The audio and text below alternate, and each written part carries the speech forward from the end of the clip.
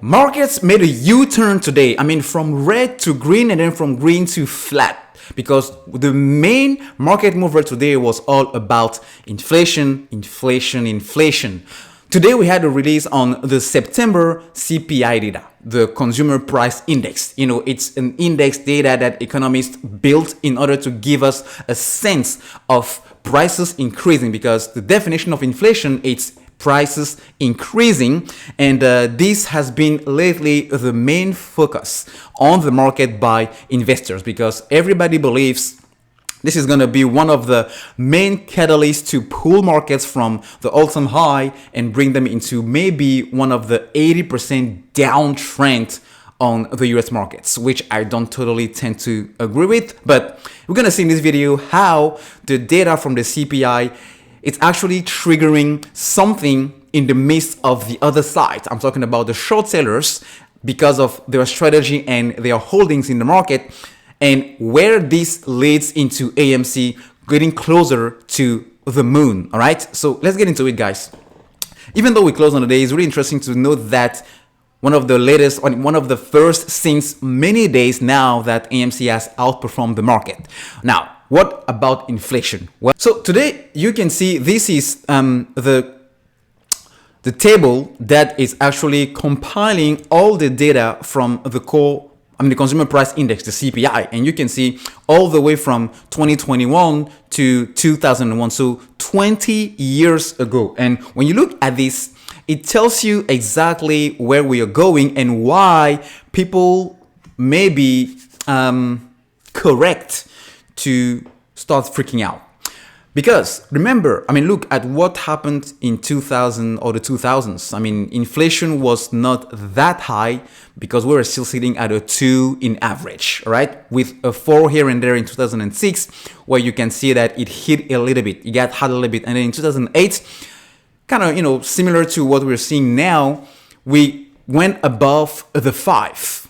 Now, fast forward to 2021, here we are again flirting with the 5s, and I don't think inflation has been so high since the last 20 years. I mean the highest has been 5.6, but things are a little bit different here because the market was expecting a 5.3 and it came out to be a 5.4.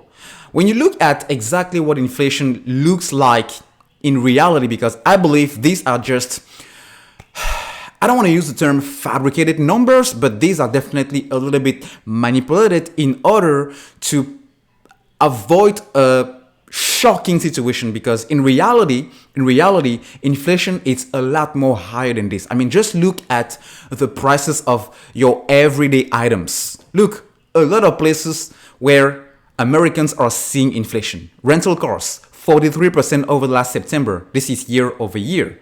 Gas prices, 42%. Used cars, 24%. Bacon, almost 20%. Hotels, beef, pork, eggs, TVs, kid shoes, furniture, new cars, chicken, apples, restaurant prices, electricity, and rent. I mean, tell me that you are not feeling inflation. I mean, last year, this same time last year, when I go to the groceries, HEB, Walmart, Kroger, whatever, when I spent $50, that was worth an entire week of groceries. Now, even with 2 little kids,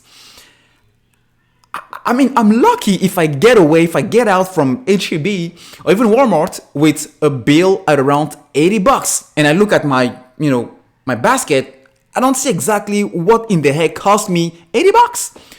So it tells me that inflation, it's a lot higher than what we're seeing here from the CPI data. Why? Because if you actually look at the Fed minutes from the last time they met in September, you will see that they're actually talking about starting to reduce the stimulus money that they're injecting in the economy to actually fight inflation, because money is so cheap now.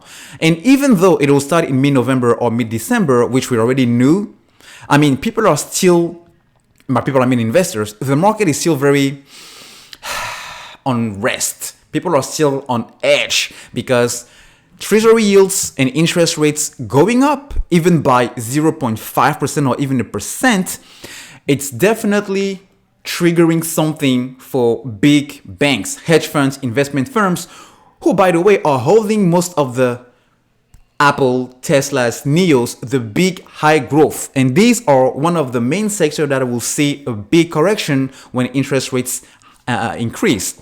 But when it comes to the short sellers in AMC, because not only these guys, main holdings are on the tech sector, which when the rates increase, the correction, we're gonna see that correction into the tech sector. It means they're gonna lose a ton of money into the actual holdings they have now. All right, not all of them, but most of them.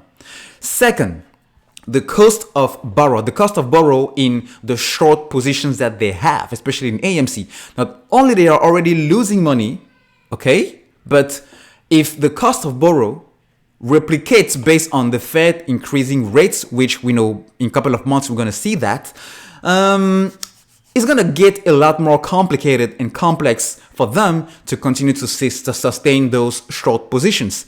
And with a mixture into market correcting, getting a little bit of pullback, a lot of pullback into most of the stocks they held, they're holding now, plus the cost of borrow getting higher and higher, this is a pretty good recipe for margin calls. And when margin calls starts hitting, liquidations will follow. And when liquidations follow, short positions get covered.